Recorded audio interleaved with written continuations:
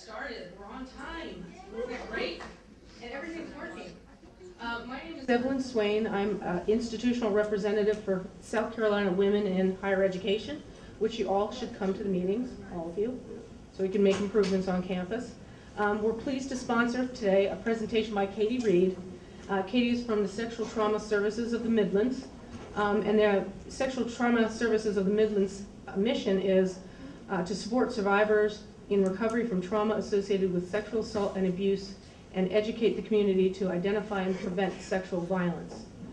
Katie Reed is the Community Education Director and in charge of Community Outreach and Education at Sexual Trauma Services of the Midlands. And Katie has her Bachelor's of Science in Social Work from New York University, her Master's degree in Social Work from University of South Carolina, and she has served as Community Education Director at Sexual Trauma Services of the Midlands since 2007.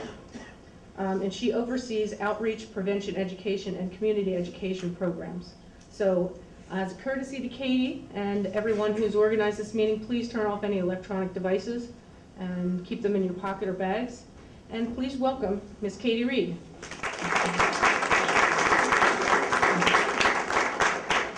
If I don't use the microphone, can everybody hear me?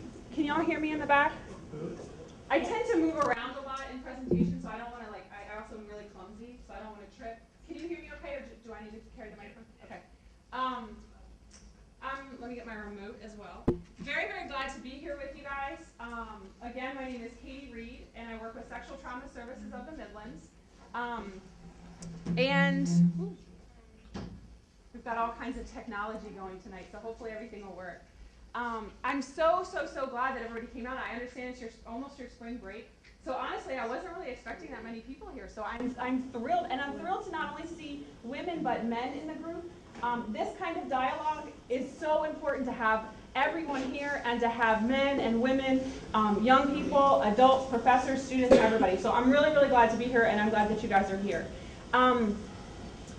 What I thought we would do for the next hour, or a little less than an hour, I already was introduced, so I kind of don't really need to even go over our agency services, but I will go over that a little bit, what our services are, and then I actually want to play an audio clip. I don't know if anybody listens to National Public Radio, but over the past week or so, National Public Radio has been airing several stories. It's a series about sexual assaults on campus, and they were pretty good. And so I took one of the clips. There's about 4 stories actually that have gone on, but I took one of them and I wanted to play that for you guys tonight, and then have a discussion afterwards. I will say, I'm not here to scare anyone. That's not my purpose, is not to be threatening or intimidating.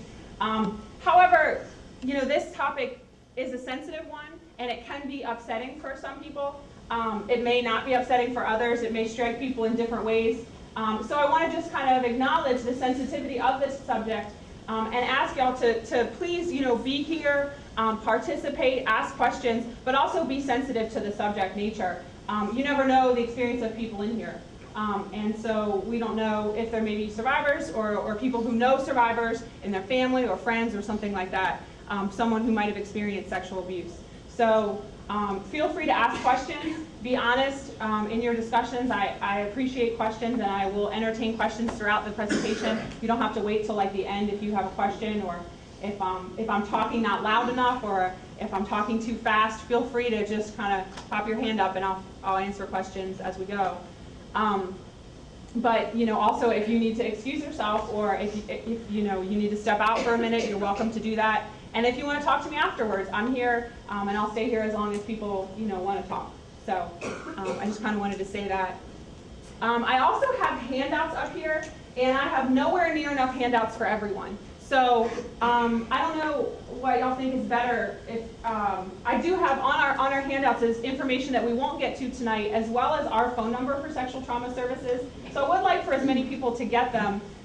As many as we have them, for people to get them. So hopefully maybe towards the end we'll pass those out to as many people. And if you didn't get one, maybe you can link up with somebody, or maybe we can get somebody to make copies or something like that.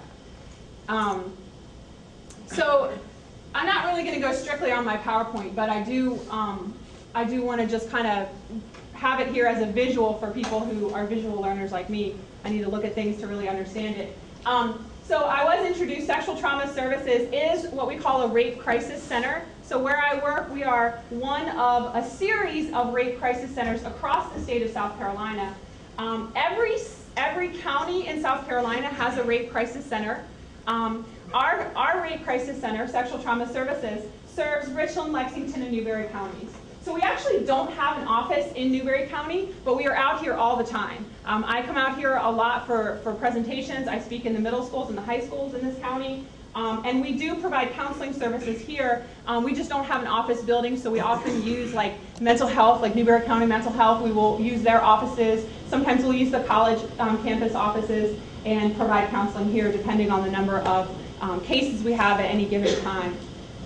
Our mission was already described by Dr. Swain, but again, our mission is to help survivors to recover from the trauma of sexual abuse and assault, as well as to educate the community to prevent further violence. So that is why I'm here. Part of my job is to prevent sexual assault, as well as to let people know what the issues are and what the rights are of survivors and what the laws are and all of that kind of thing. So we have that twofold mission, not only to help survivors, but to prevent it in the future. And then, of course, these are our services. So the services that people generally think of for us, we have a 24-hour hospital accompaniment. So anytime, within any time of the day, if any survivor of sexual assault goes into the hospital in any county or any area of Richland, Lexington, or Newberry County, they call our office and we will be there with them in the hospital. We provide services like, we're not doctors, we're not nurses, but we do know the process of how things should happen in the hospital. We know the rights of survivors. So we are there in the hospital from almost the time they get there until the time they walk out that door to just make sure their rights are upheld. If they need someone to talk to, if they need a cup of coffee, if it's a child and the parents are upset and the parents want someone to talk to. We're just there at the hospital with them. We also have a 24-hour hotline. So again, 24 hours a day, someone can call and get a human being and just help them through that moment, whatever it is they need to talk about. And again, these services are all free. We are a nonprofit organization. We are not a government-run organization, so it's free and it's confidential. And people don't ever have to have pressed charges. It could have happened 10 years ago. It could have happened 10 minutes ago. They can call our office and get help, regardless of their situation or their circumstances. And then after an assault, we provide follow-up services. So what do they need? Do they need further counseling? Do they want group counseling? Does the family need services? Do they need are they in danger? Like, is it a domestic violence situation? Do they need a shelter or something like that? And we will just help them provide follow-up services, including if they decide to press charges. We will help them with the law enforcement process. It's a very difficult, emotionally as well as just logistically, like who am I supposed to call? Where am I supposed to go? So we will help them through that process as well. Just all of these kinds of services and many more. I could spend all night talking about our services, but I think you kind of get it.